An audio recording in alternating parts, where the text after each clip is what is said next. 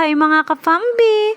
4:20 pa nga lang Mare, nagising na ako. Ganda-gandahan nga muna tayo Mare habang nag-iin-in pa ako.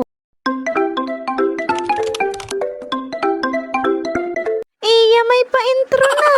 Next ko na nga lang sa inyo Mare itong aming pinto. Antik na nga pala yan Mare kasi patatlong sali na sa akin yan. Samahan niyo na nga lang ako Mare mag-ipon ng tubig para mamaya washing na lang. Kung makikita nyo nga Mare, dalawa lang ang planggana ko.